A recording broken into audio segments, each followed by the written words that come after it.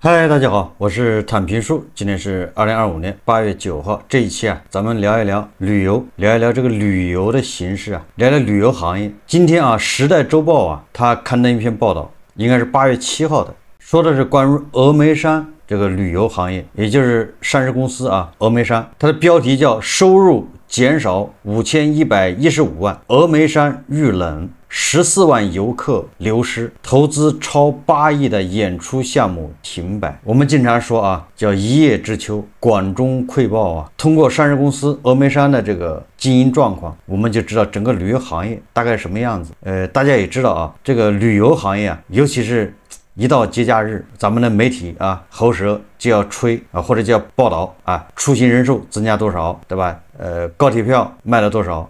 这假期客流量有多大？用这个指标来形容或者来证明咱们的经济复苏要么就是消费很强劲，稳中向好，这个大家都知道吧？所以一般的尤其是口罩之后，关于旅游的数据作为一个先行指标来反映经济景气还是不景气。那我们现在就通过，对吧？你要光看全国的客流量、出行人数，好像是年年都在增长，但是我们要看整个旅游行业的收入。如果旅游行业收入相应的也在增长，对吧？如果客单价也在增长，UP值也在增长，那就说明大家都在花钱。如果人数在增长，但是收入在下降，UP值在下降，那只能意味着大家是勒紧裤腰带去玩，坚决不花钱。所以我们今天通过这个时代周报它关于峨眉山这个上市公司的报道，那我们就知道咱们旅游对应的人流客流量增加的这种背景下，实际上旅游行业是越来越难。8月6号，国内西南地区首家旅游上市公司峨眉山 A 是000888，这个代码还不错发布中报。数据显示，截至2025年6月30日，峨眉山景区接待游客209.5万人次，就是不到210万，相比去年同期减少了14.6万人次，同比下降6.5%如果大家感兴趣的话，再把上市公司里面其他家的旅游行业上市公司打开看一看，是不是跟峨眉山差不多？说公司实现营业收入4.57亿元，比上一年减少5116万元，同比下降10%，规模净利润1.21亿元，同比下降8.5%。跟去年相比这个峨眉山是下降严重难道大家不喜欢峨眉山了吗？不去四川玩吗？这个峨眉山的收入它主要来源，第一个是游山门票，第二是客运索道，第三个是宾馆酒店服务，就是三大块。2025年上半年，这三大核心业务分别实现收入1.22亿元、1.85亿元、0.83亿元，占总营收的26.8%、40.5%、18%。相比于2024年同期，三大业务分别下滑9.5%、7.15%和12%。什么意思呢？连游山门票这个收入都在下滑10%左右。相比于上述三大核心业务，曾被峨眉山 A 寄予厚望的新经济增长点演出项目，只有峨眉山更值得关注。半年报显示，主营只有峨眉山旅游演艺业务的峨眉山云善旅游投资有限公司，简称云善旅投，实现营业收入846.6万元，净利润为负的1614万元，也就是营收不到850万，那整个的亏损是1600多万。这个是热门项目、明星项目，只有峨眉山这个演艺业务寄予厚望的。但是半年报披露只有峨眉山这个项目于今年6月15日暂停演出。时代周报记者查询，只有峨眉山公众号获悉，目前该演出当前没有门票。此外，各大购票平台也均显示，只有峨眉山项目已暂停运营，具体营业时间待景区显示。此前该项目门市价298元起。就只有峨眉山停演以及云善旅投亏损的具体原因，时代周报记者致电峨眉山 A 接线工作人员表示，公司目前暂不接受电话采访。此后，记者向峨眉山 A 发送采访提纲，截至发稿尚未获得回复。这个投资超过8亿元的演出项目叫只有峨眉山，连年亏损，现已停摆。只有峨眉山的停演背后，资金压力或许是主要原因之一。资料显示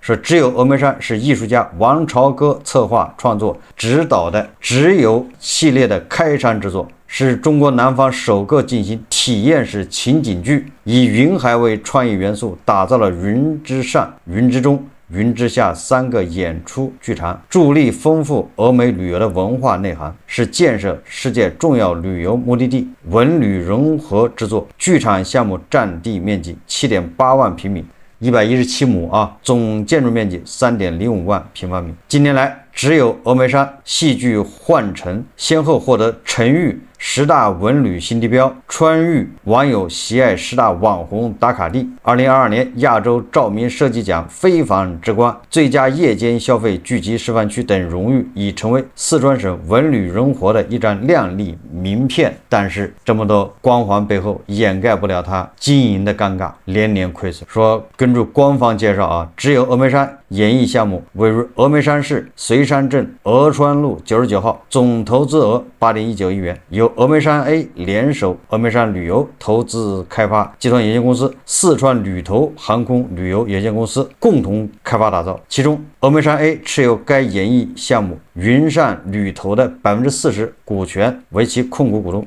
实际上就是这个云善旅投啊，它的几个股东都是国资啊，峨眉山是第一大股东。2020年9月，为建设只有峨眉山演艺剧场，向工商银行峨眉山支行贷款5.6亿元，到期日为2030年12月5日。这个搞笑的是啊，峨眉山 A 及其他股东按照持股比例对这笔贷款承担连带责任保证，那就是峨眉山 A 啊，对5.6亿的这个贷款，他要承担40%的担保责任，按照他的股份嘛。好，问题来了啊，根据财报最新披露，截至2025年6月30号，云善旅投实际提款5.36亿元，已偿还4321万元，目前仍背负贷款4.93亿。2025年上半年，云善旅投因资金周转困难，无力偿还借款本金及利息。你说他半年才门票才卖800多万，亏1600万，那他哪有钱去还贷款？连利息都还不上啊！所以云善旅投各股东已按照担保合同对到期借款本金及利息472万元履行连带担保责任。那么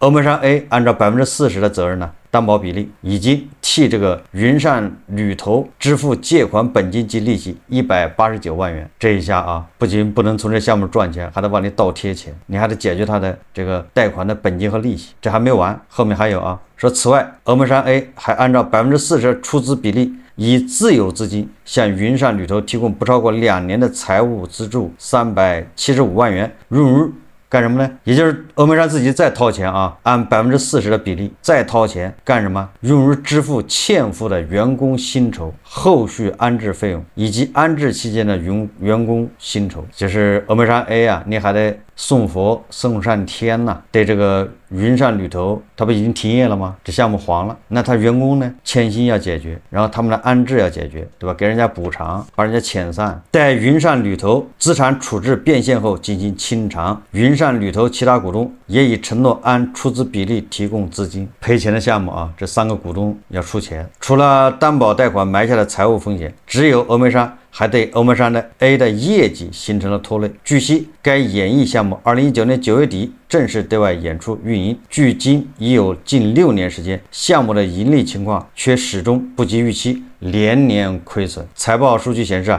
2020年至2024年，云善旅投的净利润分别为负的6058万、负的7462万、负的9539万、负的2.3亿、负的1.2亿。你看啊，越亏越多啊！2025年上半年，云善旅投依然未能走出亏损泥潭，实现净利润负的1614万元。由于是控股股东啊，所以说峨眉山 A 要把这个云善旅投的这个报表要合并，叫并表。所以一并表啊，那就把峨眉山 A 业绩拖累了吗？财报中说并未披露该公司2019年业绩，不过天眼查数据显示，云善旅投2019年亦为亏损，实现净利润1996万元的亏损。那么把这个6年啊，云善旅投的亏损额加到一起，已经超过6亿。2024年，峨眉山 A 计提的资产减值损失超过7420万元，主要来自云善旅投连续经营亏损导致的资产减值。此前2023年，峨眉山 A 计提的资产减值损失高达1.56亿元，也是出于上述原因。只有峨眉山缘何赚不了钱？它这里面分析的比较多啊，咱就不说了，因为比较简单啊。我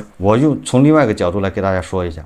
他是从这个只有峨眉山这个演绎啊，这个形式，还有这个旅客的这个消费习惯等等去分析的啊，甚至票价，甚至它的内容有没有更新 ，IP 这个吸引力。我觉得啊，对于一个景点来说啊，你去看这个风景是刚性的，所有人去这个峨眉山一定是欣赏峨眉山的云海或者峨眉山的这个景色、自然风光，没有人奔着这个只有峨眉山这个演绎节目去的，这个一定要搞清楚，主次不能颠倒，对吧？去买门票进去游览，这是刚性需求，然后做不做索道这是选择，有人懒得爬山就做索道，索道就有收入，有的人说我就要爬山，对，索道就赚不了他的钱，对吧？所以索道是可选，然后后面宾馆收入、酒店那更是可选了。那我住卫生间，对吧？我就不住宾馆，我就吃自己带的方便面，你看，所以这个宾馆它能赚到的钱就更少。那到这个演绎，对吧？只有峨眉山它这个演艺节目、娱乐节目啊，不管它吹得怎么样，那它的收入、它的这个客流量就更少。尤其现在，对吧？大家出去玩都是勒紧裤腰带，不愿意花钱。你看看峨眉山今年上半年门票收入就下降了，下降10%，也就是客流少了，客流又少，然后大家又不愿意花钱。如果你去，你不想花钱，那你会把哪些项目砍掉呢？那这个什么演艺项目，你肯定被你砍掉了。298一个人，谁愿意看呢？有什么意思啊？所以你看啊，他今年上半年整个的演艺收入才800多万，亏1600万，这个就不是刚需。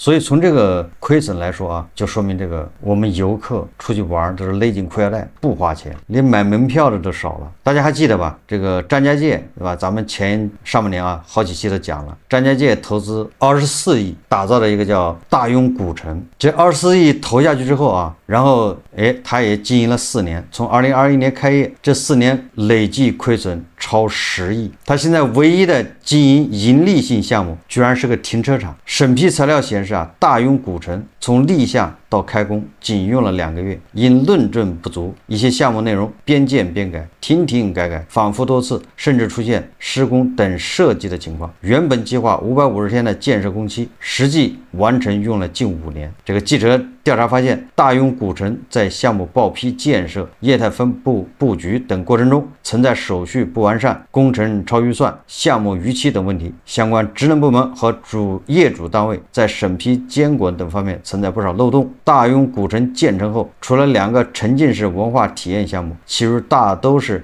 商业街区和客栈酒店，单一的业态难以带来客流量增长。实际上啊，这些人造古城必然会陷入困境，因为盲目的跟风啊，暴露着是地方文旅发展的一些深层次问题。你看这个峨眉山 A 投资的只有峨眉山这个演艺，5年亏6个亿，现在连员工工资都发不出来，还得由峨眉山 A 去垫钱发工资去安置。越演它亏的越多，那只能停啊。当初谁拍板上马的这个项目，对吧？总投资6个亿，运营6年又赔6个亿。从这个峨眉山 A 还有张家界，我们就知道这个旅游行业到底面临什么问题。你想想啊，把一个景点圈起来收钱，它都这么费劲，老天赏饭吃啊，它居然吃起来就这么费劲啊，只能说明这个经济形势不好。所以啊，当我们看到文旅部公布的什么，对吧？游客人数同比增长多少，旅游收入同比增长多少，当我们要看到这个铁路部门公布的假期，对吧？发送旅客多少，民航部门说的坐飞机的多了多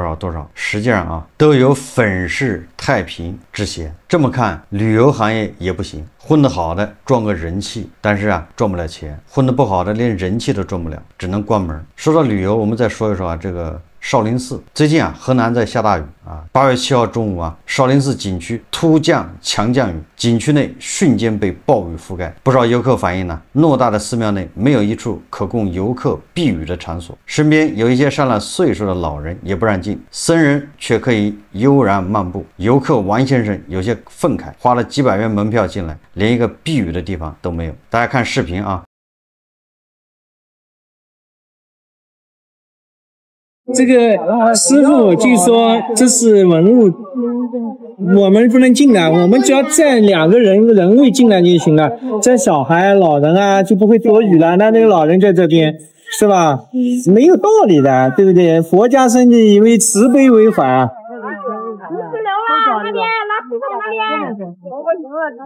通过视频也能看到，近50人啊挤在一个进深不足1米的屋檐下避雨。记者联系嵩山少林寺工作人员表示，寺内文物场所不让进。记者看到僧人自由进出，但拒绝游客避雨。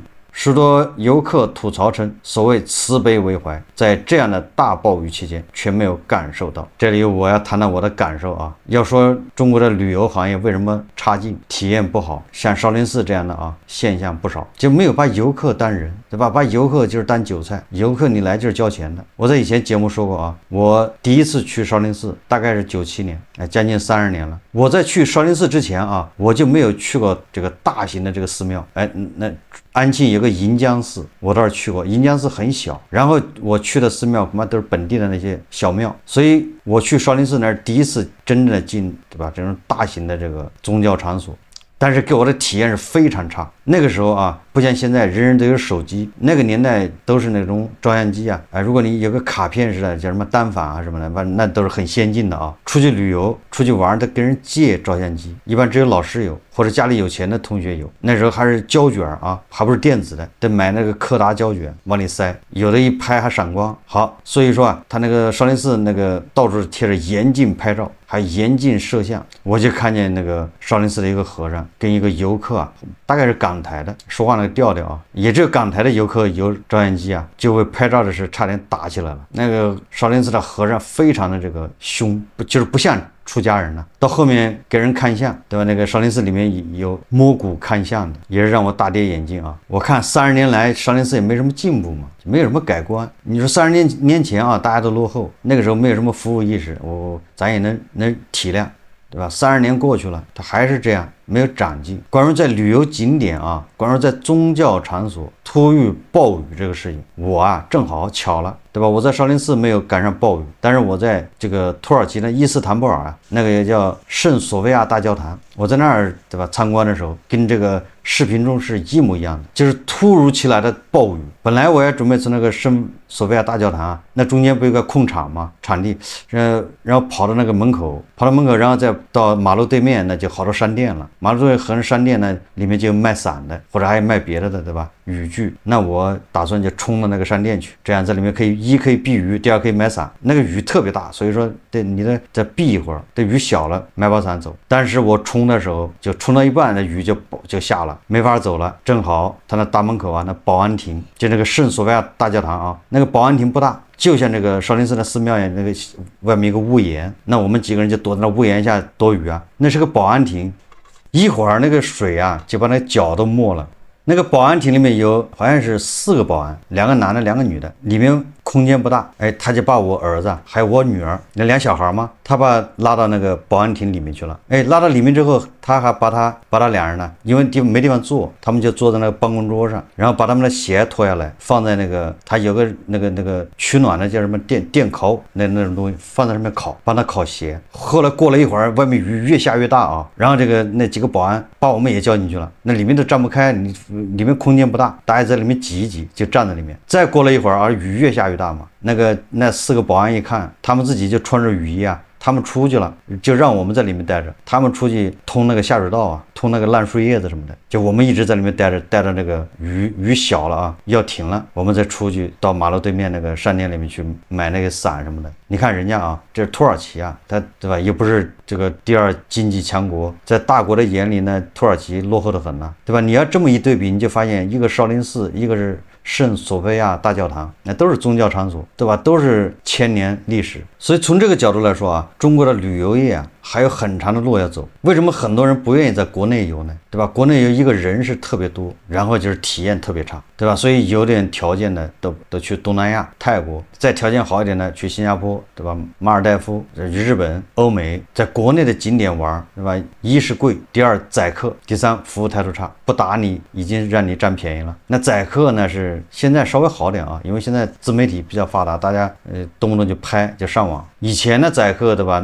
那是比比皆是啊，那个大虾，对吧？38你以为38是1斤是吧？结账的时候38是1个，对吧？20个虾700多块钱，不给钱你就别走，对吧？都是明目张胆的啊！旅游行业的口碑就这么搞坏的。你看看关于旅游的投诉，那是年年都有，而且有的还是顽疾啊，搞不掉的。比如说那个低价团，对吧？坑那老头老太太的零团费的团，对吧？你这样带着身份证上车就行了，3天2夜全免费，然后去干嘛呢？接着就是购物。对吧？这些老头老太太被这些销售啊，对吧？也在那一忽悠，然后在那一打感情牌，多少都要买东西，买了那东西都没什么用，少则几百，多则几千。还有的对吧？你去了不买东西不准你上车，导游直接就辱骂，甚至还动手的。哎，这个媒体报道特别多啊，把个旅游搞成这样乌烟瘴气。中国的景点真不便宜啊，对吧？门票动不动就300、400的，去玩个啥呢？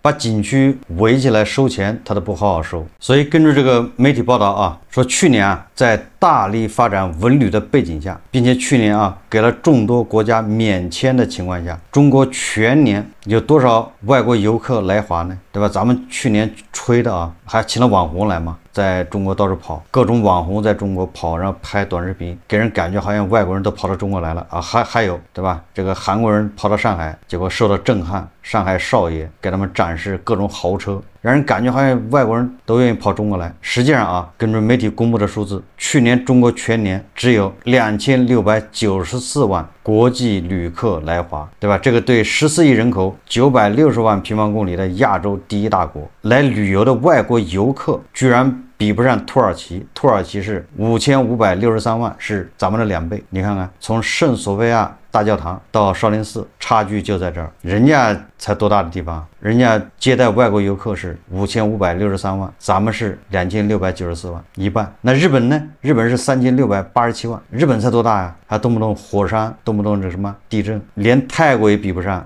人家泰国是3555万，咱们这么大面积啊，960万，这个5000年文明啊，对吧？这是文明古国啊，到处都古迹啊。为什么我们的旅游业都赶不上土耳其，也赶不上泰国？实际上就已经说明问题了啊！咱们的旅游行业啊，就喜欢做表面文章，喜欢搞那种宏大叙事，就想让你震撼，也不管别人愿不愿意看，对吧？也不管人家受得了受不了，反正就是让你震撼。你那个上海少爷，对吧？斗豪车，这是一种震撼。还有一种震撼什么呢？就在明明十字路口啊，你搞拉链式，我也不知道什么意思，搞好多人在那儿玩大型的什么行为艺术。十字路口啊，红灯一亮，一群人马上组成一道人墙，齐刷刷的。哎，绿灯一亮，马上人墙散开，变成通道，就玩这个叫大型团体操还是什么？就玩这种，玩这些来不了游客。所以你看啊，不对比不知道，一对比你就发现了差距在什么地方。所以旅游业啊亏损，旅游业越来越差也很正常，急功近利，坑蒙拐骗。